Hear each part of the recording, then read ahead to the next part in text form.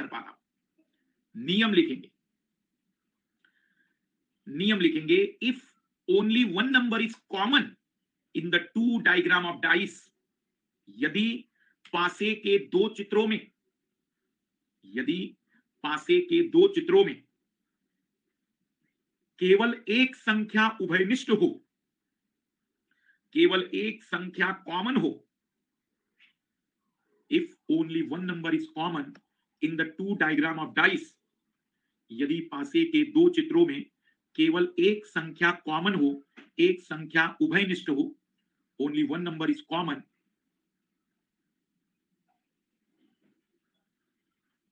then rotate or move clockwise, rotate or move clockwise in both diagram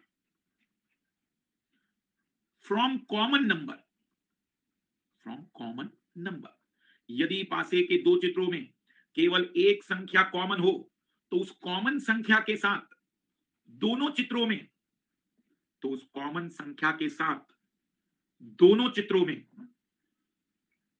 घड़ी की दिशा में घूमिए, तो उस कॉमन संख्या के साथ दोनों चित्रों में घड़ी की दिशा में घूमिए, then move clockwise with the common number in the both diagram, तो उस कॉमन संख्या के साथ घड़ी की दिशा में दोनों चित्रों में घूमिए।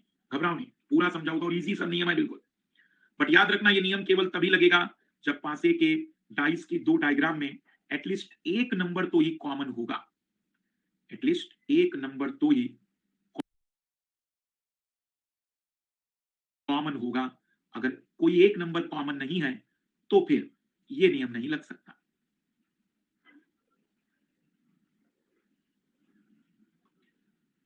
टू, 3, 5, 5, 6, 1। हमसे पूछा गया है अपोजिट टू 3, हमसे क्या पूछा है, 3 के अपोजिट कौन सा नंबर होगा, opposite to 3 find the number. तो घबराओ नहीं, इधर ध्यान देना, पहले नियम लगाने से पहले 5 and 2 7 नॉन स्टैंडर्ड है, नियम लगा सकते हैं। सबसे पहले तो कॉमन नंबर ढूंढो कि दोनों में कॉमन कौन है। तो आपको ये दिख रहा होगा कि दोनों में कॉमन है 5, एक नंबर कॉमन चाहिए 5, और जहां 5 है वहां से घड़ी की दिशा क्लॉकवाइज, सभी को पता है कि घड़ी कैसे चलती है, तो क्लॉकवाइज चलना है हमें, क्लॉकवाइज। तो सबसे पहले हमारी मीटिंग हुई 5 से, फिर मीटिंग हुई 3 से, फिर मीटिंग हुई 2 से। अगेन मूव क्लॉकवाइज, 5 से, 1 से और 6 से। नीचे लिखना है इसको, और 5 से स्टार्ट क्यों, क्योंकि कॉमन 5 था, नीचे लिख दिया। इस पहले को हमने केवल यूज किया है, इसका कोई इंपॉर्टेंस नहीं है, बट नंबर के नीचे जो नंबर लिखे हैं वो सीधे अपोजिट पेयर को बता रहे हैं। दैट मींस इस डायग्राम में 3 के अपोजिट 1 है और 2 के अपोजिट 6 है, पता चल गया। और ये पता चल गया कि 3 के अपोजिट जो होगा वो 1 होगा, हमें ये पता चल गया कि 3 के अपोजिट 1 होगा। घबराओ नहीं, 5 3 2, 5 3 2, 5 1 6, अपोजिट लिखना है हमें बस। इन नंबर के नीचे कौन सा नंबर अपोजिट आएगा, जो नंबर के नीचे नंबर आ गया वो अपोजिट है। ये नियम मुझे पसंद क्यों है, ध्यान से सुनना जरा, क्यों पसंद है, क्योंकि ये इकलौता नंबर है जो पूरे डाइस का पोस्टमार्टम करने की ताकत रखता है। ये इकलौता नंबर है जो डाइस में हर चीज बताने की ताकत रखता है। देखो ना, आपको पता चल गया कि 3 के अपोजिट 1 है, मान लो कि ये पेयर 3 और 1 की है। आपको ये पता चल गया कि 2 के अपोजिट 6 है, ये एक अपोजिट पेयर पता चल गई। तो ये दो अपोजिट पेयर पता चल गई। अब जो बच गए दो लोग वे एक दूसरे के अपोजिट ही तो होंगे, जो बच गए वो एक दूसरे के अपोजिट ही तो होंगे लाल लालियो। तो 5 के अपोजिट 4 ही होगा, 5 के अपोजिट 4 ही होगा, ये भी पता चल गया। क्या बचा अब इस डाइस में, कुछ भी नहीं, सब बता दिया कि ये जो डाइस बनाया गया था ना उसमें ये लोग अपोजिट थे। इकलौता नियम है जो हर पहलू बताने की ताकत रखता है, हर पहलू बताने की ताकत रखता है। सब कुछ आपको अभी सॉल्व करना है, अभी हम प्रैक्टिस कर रहे हैं इसी में। आप बताइए, कॉमन के साथ बस क्लॉकवाइज ही तो घूमना है। 2 5 3 6 3 1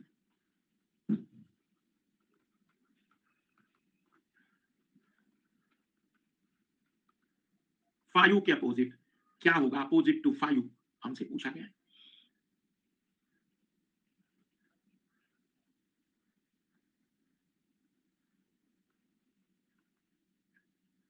5 के अपोजिट। My God! बहुत बढ़िया, 95 तो मुझे 50-50 में तो टेंशन में आ गया था। बहुत ही बढ़िया, अद्भुत।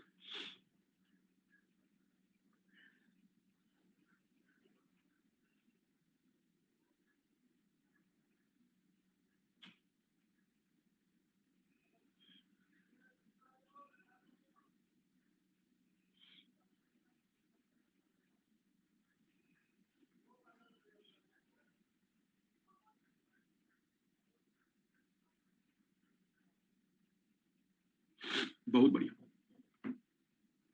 हम कहेंगे कि देखिए भई, दोनों में जो कॉमन है वो है 3। 3 से चले हम लोग, 3, 5, 2, 3 से चले हम लोग, 3, 6, 1। हमने कहा हमें नहीं पता, लेकिन इस नियम के अकॉर्डिंग 5 के अपोजिट तो केवल 6 ही हो सकता था। 1 के अपोजिट 2 और 3 के अपोजिट 4 आ जाता। बहुत ही बढ़िया। एक बार और ट्राई करिए, एक बार और ट्राई करिए।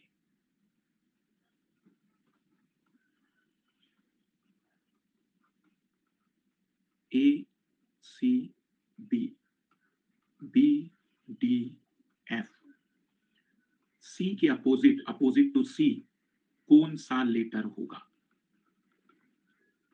ई, एफ, डी, ए।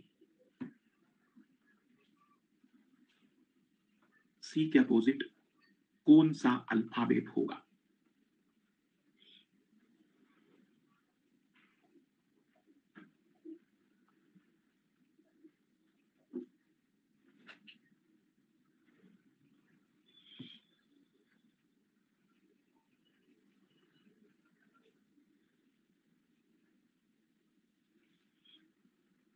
क्या बात है! बहुत ही बढ़िया। हम फिर से बहुत ही कॉमन सी बात करेंगे कि भाई दोनों में जो कॉमन है वो बी है, और बी से कॉमन चलते जाएंगे तो बी, सी, ए, बी, एफ, डी। सी के अपोजिट कोई और नहीं, केवल और केवल एफ होगा, केवल और केवल एफ होगा। अभी तक जितना पढ़ा, एक समरी बता दूं, एक समरी बता दूं। अभी तक क्या जोड़ना घटाना है या क्या हमने पढ़ा है? तो हमने देखा डाइस, पहला पॉइंट, एक सरफेस के अपोजिट एक होता है लेकिन एडजेसेंट 4 सरफेस होती है। फिर हमने पढ़ा 2 टाइप के डाइस होते हैं, स्टैंडर्ड डाइस और नॉन स्टैंडर्ड डाइस।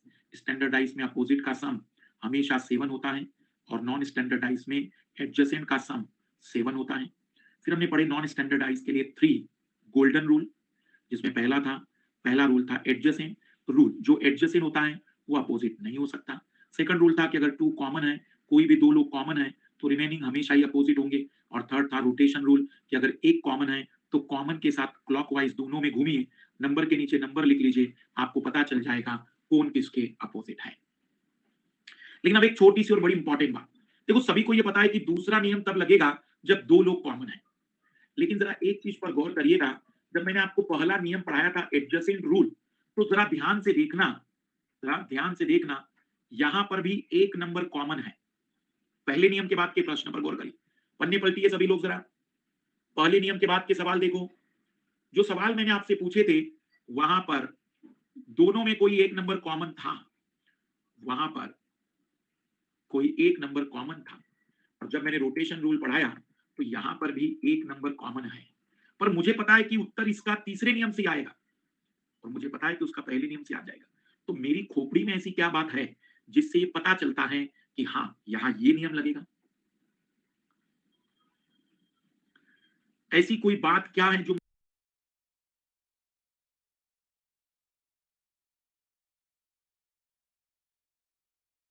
मुझे ये पता चल जाता है कि ये थर्ड रूल से, और अगर आपको ये पता चल गया तो इसका मतलब आप तो फिर पढ़ा सकते हैं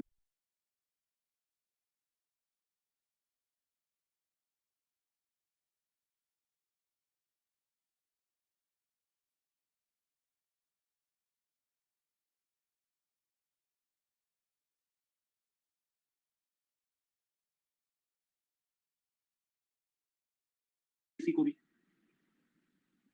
बहुत बढ़िया, बहुत बढ़िया। कई लाल लालियों ने लिखा है राधा, इसमें जो कॉमन है, कॉमन के विपरीत। बहुत बढ़िया, बहुत ही खूबसूरत। आइए जरा ध्यान देना जो लोग अभी नहीं बता पाए हैं। दूसरे नियम का कोई झगड़ा नहीं, दूसरा नियम तो तभी लगेगा जब दो लोग कॉमन हो।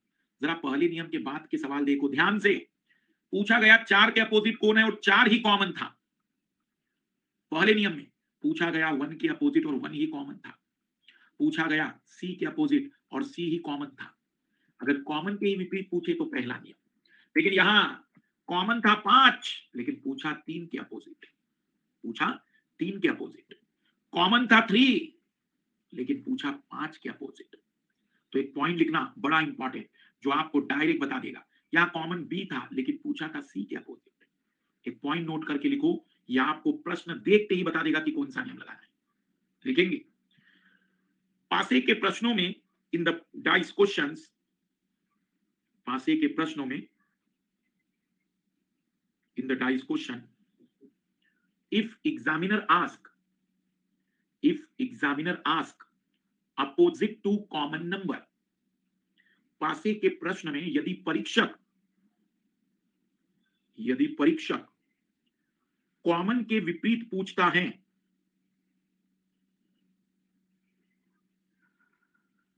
यदि परीक्षक कॉमन के विपरीत पूछता है,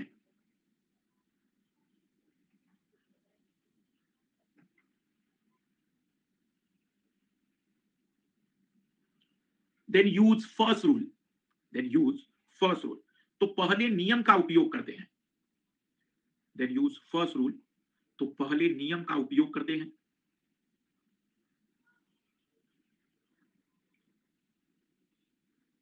but if examiner ask opposite to uncommon number, but if examiner ask opposite to uncommon number,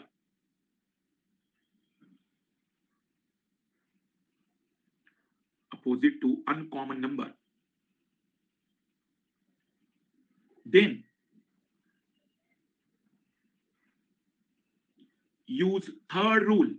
लेकिन यदि परीक्षक कॉमन के अतिरिक्त अन्य के विपरीत पूछता है, लेकिन यदि परीक्षक कॉमन के अतिरिक्त अन्य के विपरीत पूछता है,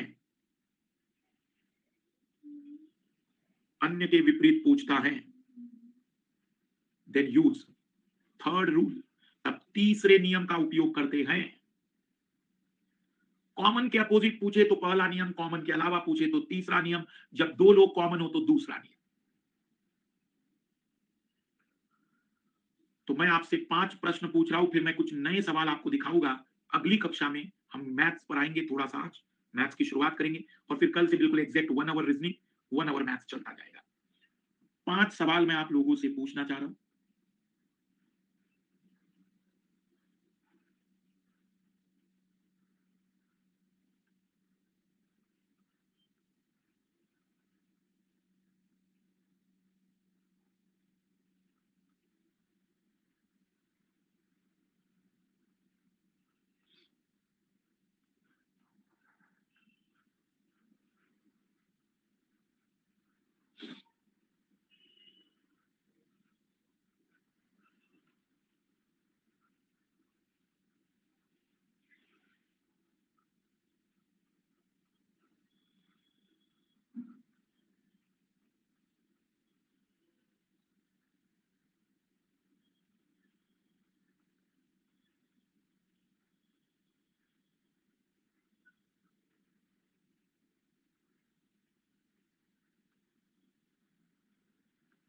बनाते चलिएगा सभी लोग।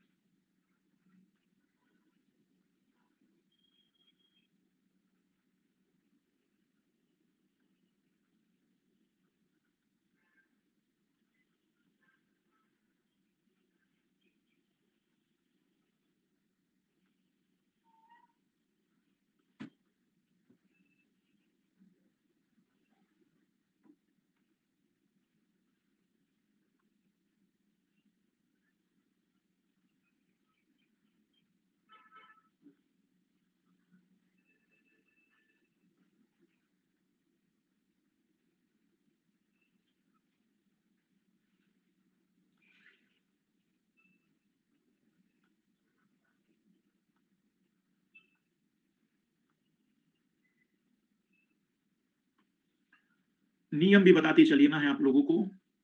पहले प्रश्न में आपको बताना है सी अपोजिट, अपोजिट टू सी। दूसरे में बताना है 4 के अपोजिट, अपोजिट टू 4। तीसरे में बताना है 6 के opposite, opposite to 6।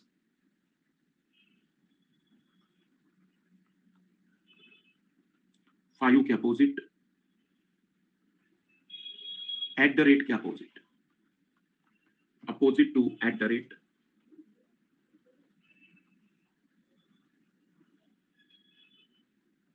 Eight the rate के अपोजिट।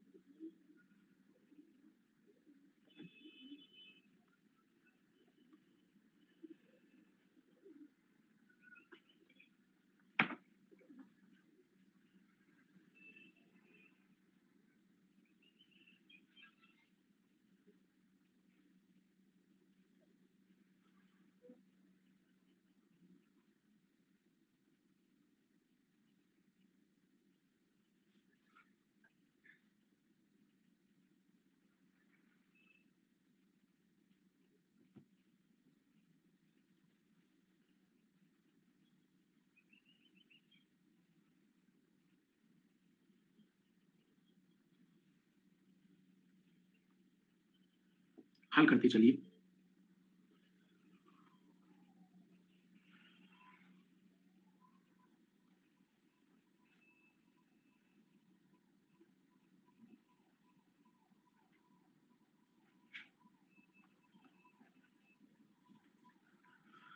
बताइए पहले का आंसर, फर्स्ट क्वेश्चन का आंसर। बहुत ही बढ़िया। कौन से नियम से, नियम कौन सा लगाया आप लोगों ने? बहुत बढ़िया, फर्स्ट रूल। क्योंकि जो कॉमन है उसी के अपोजिट पूछा गया था, तो हम कहेंगे कि सी के अपोजिट ए बी तो नहीं होगा, डी और ई तो नहीं होगा, तो सी के अपोजिट केवल और केवल एफ ही होगा, एफ ही होगा। सेकंड का आंसर 4 के अपोजिट और कौन सा नियम? बहुत बढ़िया। थर्ड रूल लगाया आप लोगों ने, रोटेशन रूल लगाया, और रोटेशन रूल इसलिए लगाया क्योंकि दोनों में कॉमन है 5। 5 4 1, 5 6 2, that means opposite to 4 is 6। 6 answer आना चाहिए था दूसरे में। अब तीसरे डायग्राम में 3 डायग्राम दे दिए, तो क्वेश्चन बहुत इजी है, बहुत। आप केवल उसको देखिए कि कॉमन मतलब जिससे जल्दी उत्तर, जैसे मैं कोशिश करता हूं भी दूसरा नियम लगाने का, 6 के अपोजिट, 6 के अपोजिट तीसरे में क्या आ रहा है और कौन से नियम से। तो मैं सजेशन दूंगा कि जरा गौर से देखो तो सही। 5 और 4, 5 और 4 यहीं पर उत्तर आ गया, पहले डायग्राम की जरूरत भी नहीं पड़ी है। ऐसा कोई जरूरी नहीं कि पहला डायग्राम यूज करना ही होगा, कॉमन रूल से जल्दी उत्तर आ जाएगा। जो इजी जाए उसे करो।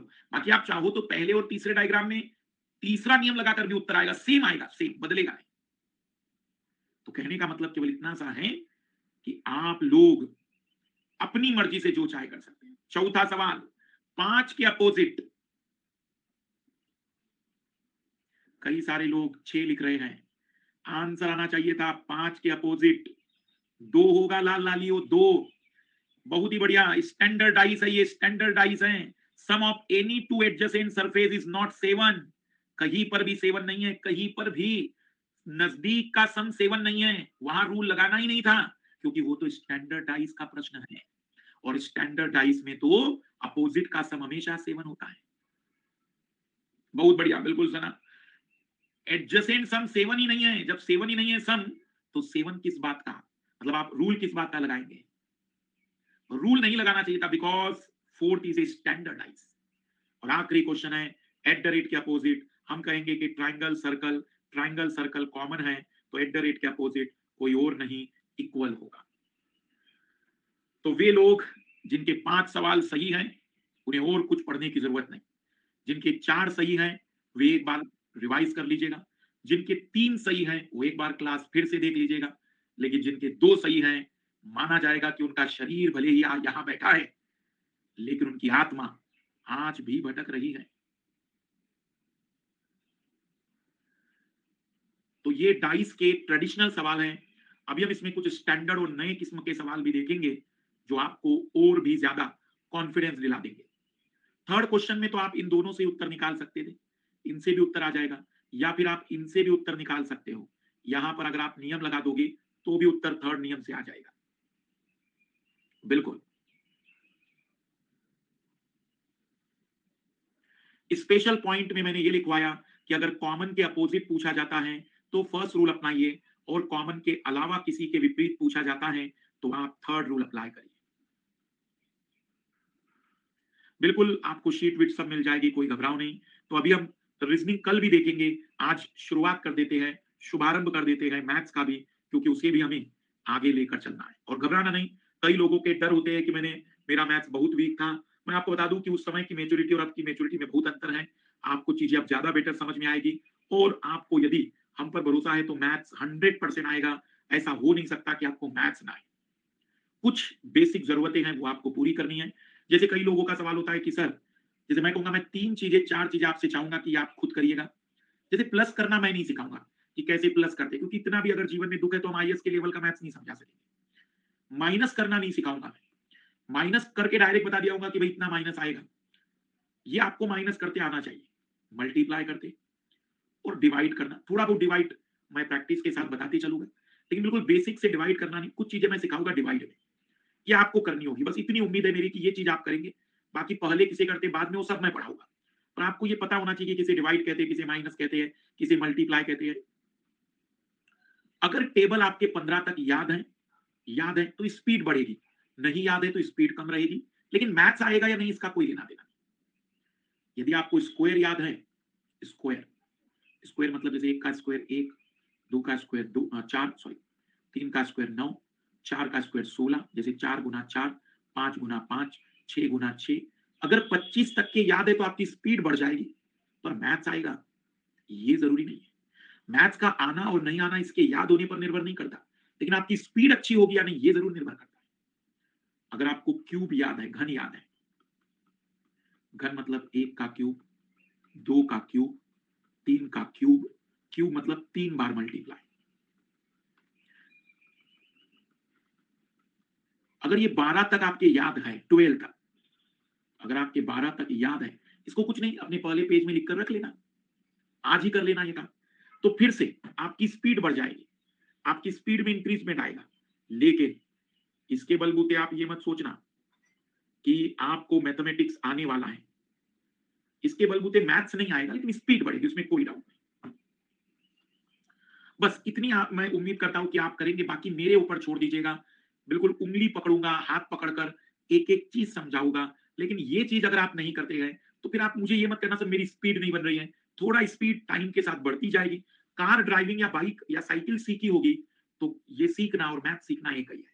जब तक कि आप खुद जितना चलाओगे नहीं, प्रैक्टिस नहीं करोगे, तब तक वो कॉन्फिडेंस नहीं आएगा, तब तक वो चीजें बेटर नहीं हो पाएंगी। अब कुछ ट्रिक्स से शुरुआत करते हैं। पहली ट्रिक्स, कुछ मैथमेटिकल ट्रिक्स। कोई ट्रिक्स पूछेगा नहीं, लेकिन हमें इसकी जरूरत पड़ेगी अपनी स्पीड को बढ़ाने में। जैसे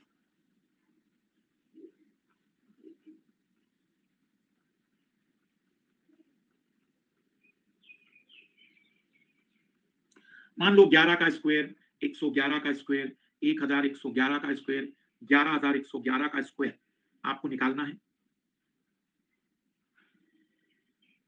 मान लेते हैं। तो सीखना कैसे निकालते हैं, जल्दी फास्ट कैसे निकालते हैं। ये ट्रिक्स केवल वन वन वाली चीजों पर ही लागू रहेगी, बाकी किसी पर भी नहीं। ध्यान से देखना, यहां से हल कर रहा हूं। यहां वन कितनी बार है? वन 3 टाइम्स है। तो 3 तक लिखोगे आप, 1 2 3, फिर उल्टा लिखोगे। 3 एक ही बार लिखना है, 3 2 1, हो गया उत्तर। 1 2 3 2 3 1। 3 तक ही क्यों गए सर? क्योंकि 3 1 था। तब आप लोग मुझे बताएं क्या लिखोगे इसका स्क्वायर? 1 2 3 4 3 2 1, इसका स्क्वायर।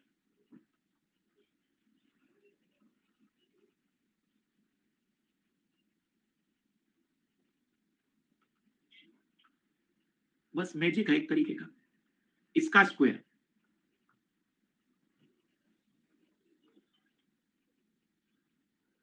अब सवाल है कि सर क्या ये कोई यूपीएससी पूछेगी? तो भाई यूपीएससी ये तो नहीं पूछेगी, लेकिन इसकी मदद से मैं जल्दी आंसर दूंगा। देखो कैसे। एक प्रश्न आता है कि एक गांव की जनसंख्या 10,000 है। तब मैं आपको पढ़ाऊंगा ये सब। 10,000 है, हर साल गांव की आबादी 11% से बढ़ती है। तो फिर मैंने वहां पर ऐसा हल करवाया। 2 साल के बाद बताओ गांव की आबादी कितनी हुई।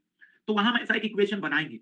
अब इमेजिन करो कि वो विद्यार्थी जिसको 111 गुना 111 ट्रिक्स नहीं पता थी, वो गरीब आदमी जीवन का आनंद ले रहा है। वो कह रहा है अच्छा ऐसा करना है, मल्टीप्लाई, फिर मल्टीप्लाई। इससे क्या होगा? टाइम ज्यादा लगेगा। यहां जिसको ट्रिक्स पता है वो उत्तर बता देगा।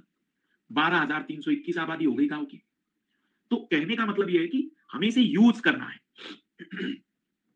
हमें इसकी जरूरत पड़ती है, हमें इसे यूटिलाइज करना है। एक और ट्रिक्स देखो। अगर कोई भी 3 डिजिट का नंबर, कोई भी 3 डिजिट का नंबर 1001 में मल्टीप्लाई करना हो, 1001 में, तो उसका आंसर होता है वो 3 डिजिट का नंबर आप 2 बार लिख दीजिए बस।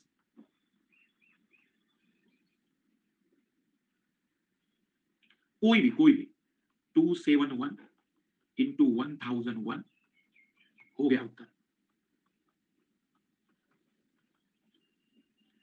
बताए 468 इंटू 1001, क्या आंसर आप देंगे?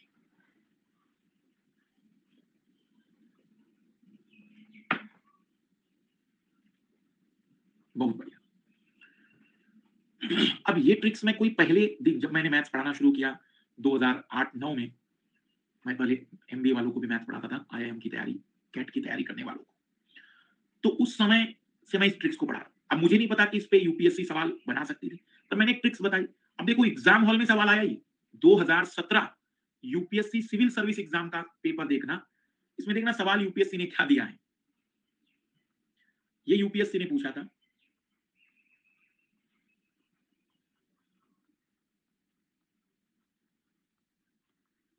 Find the value of A and B. A और बी का मान ज्ञात कीजिए, और ऐसे ऑप्शन थे आपके पास।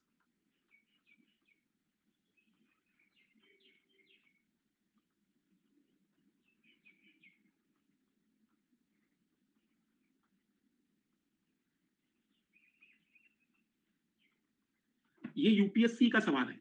अब मुझे बताइए कि शायद ही कोई किताब होगी, शायद ही कोई किताब होगी जो ये पढ़ाता हो। लेकिन जैसे हम एक शुरुआत करते हैं हल्की फुल्की की, भी थोड़ा सा ट्रिक्स पता कर लेते हैं, वही विद्यार्थी उत्तर निकाल पाया होगा जो जानता होगा 1001 वाली ट्रिक्स। देखिए कितने लोग उत्तर बता पाते हैं।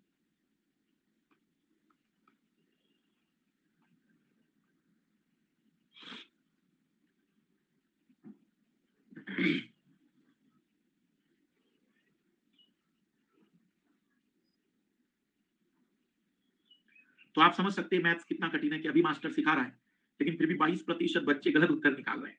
अभी ट्रिक्स बताई, अभी बताई जस्ट। और ऐसा कुछ नहीं जिसे आप कहोगे रॉकेट साइंस है। भाई ये 1001 में कोई 3 डिजिट का मल्टीप्लाई हुआ होगा ना, तो ए की वैल्यू 1 और बी की वैल्यू 0।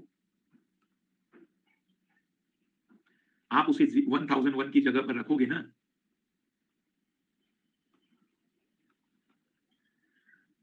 तो ऐसे भी सवाल बने हैं, तो ऐसा ना सोचना कि ट्रिक्स पर सवाल नहीं बन सकते। वो मुझे नहीं पता वो कैसे बनाएगा, लेकिन बनाने वाला तो ट्रिक्स पर भी सवाल बना देगा। और वही जो 3 डिजिट के लिए 1001 की ट्रिक्स है,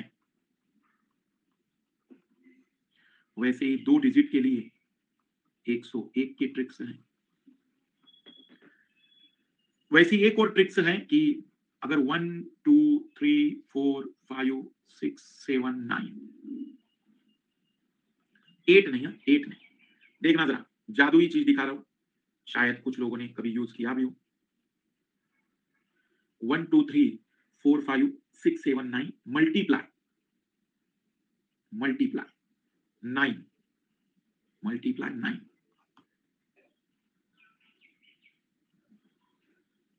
तो जब भी 9 बार 9 आता है, 1 आता है, इस नंबर में 9 का मल्टीप्लाई करते हैं तो 1 9 टाइम्स आता है। अगर 9 की जगह 18 का मल्टीप्लाई करते हैं तो 2 2 2 9 टाइम आता है। अगर 27 का मल्टीप्लाई करेंगे तो 3339 टाइम आता। अगर 36 का मल्टीप्लाई करेंगे मतलब 9 के डबल का तो डबल, ट्रिपल का तो ट्रिपल, 4 टाइम का तो 4 4 4 9 होगा। ऐसी एक और है, ऐसी एक और ट्रिक्स है। 15 22 07 इसमें आप मल्टीप्लाई करिए 73 का। इसमें मल्टीप्लाई करिए 73 का। तो यहां 8 बार 1 1 आता है। डबल का करोगे तो 2 2 हो जाएगा। तो ये मल्टीप्लाई मुझे नहीं पता कि शायद वो सवाल कैसा पूछ रहा होगा, बट ये 2 1 1 1 वाले इक्वेशन लिख दो। इसमें भी खूबसूरत सवाल बन सकते हैं।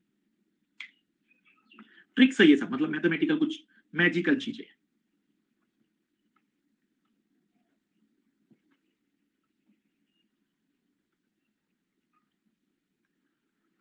तो कल हम इसका सिलेबस देखेंगे, तब तक अभी आप सिलेबस से पहले खुद क्या-क्या लिखेंगे? 1 से 25 तक के स्क्वायर, 1 से 15 तक के टेबल, 1 से 12 तक के क्यूब। ये 3 चीजें आपको होमवर्क के रूप में आज कवर करनी है। इसको प्रॉपर कवर करते चलिए और स्ट्रेस मत लीजिए। और अभी अपने दिमाग में कोई सवाल खड़े मत करिए, कब तक चलेगा? क्या होगा? आप मुझ पर केवल इतना भरोसा करिए कि लगभग 3 महीने अगर आप दे अपने सॉरी 2.5 महीने अगर आप दे सकते हैं, तो 50 क्लास, 60 क्लास में मैं इसे कंप्लीट करा दूँगा और बहुत अद्भुत तरीके से आपका ये कंप्लीट होगा। आप केवल और केवल जो मैं कहूँ, उतना करते चलना। बाकी ये तनाव मत लेना कि मेरा मैथ्स बहुत वीक है या बहुत अच्छा है, सब हम देख लेंगे। क्यों हमें मैथ्स नहीं आएगा? जब हम चीज़ों को सीक्वेंस वाइज़ करते चलेंगे। हिंदी, इंग्लिश दोनों मीडियम रहेगा। हमारा एक्सप्लेनेशन में मोस्टली इंग्लिश में रहता हिंदी में रहता है, बट लिखवाएँगे हम हमेशा दोनों में। प्रैक्टिस करते चलिएगा और बाकी लोग जो भी आपके ग्रुप के हैं, उन्हें बता दीजिएगा कि सी सेट का ये बैच स्टार्ट हो चुका है। दूसरा बैच हम लेंगे, लेकिन उतना टाइम उस समय नहीं होगा, तो तेजी से कुछ चीजें रहेगी, और अभी प्रॉपर टाइम है तो बिल्कुल कवर करते चलेंगे प्रॉपर तरीके से। तो रिवीजन करते चलिएगा, पढ़ते चलिएगा। कल मैं शीट अपडेट करा दूंगा यही पर अपडेट सेक्शन में। ठीक है, तो रिवीजन करते चलेंगे, पढ़ते चलेंगे। और जिन लोगों ने भी सब्सक्रिप्शन केवल सी सेट का लिया है, वे लोग इसको प्रॉपर करते चले और कोशिश करें ज्यादा से ज्यादा बेटर करते चले। हाँ, इनके लाइव रेफर कोड यूज करें तो ज्यादा बेटर, बाकी नहीं यूज करें तो अपन कुछ ज्यादा बोल नहीं सकते। डाउट भी लेंगे हम, चौथे दिन डाउट लेते रहेंगे। शीट को सॉल्व करते चलिएगा, सारी चीजें बिल्कुल डाउट के रूप में कवर होती जाएगी। प्रॉपर आपको बस रिवीजन करना है। होमवर्क मैथमेटिक्स में केवल 3 चीजें, आपको कुछ स्क्वायर याद रखने, कुछ क्यूब और कुछ टेबल आपको लिख कर रख लेने हैं, ताकि चीजें बेटर हो सके। बिल्कुल, बहुत सफिशिएंट, इससे बियॉन्ड कुछ भी नहीं करना है, कुछ भी नहीं।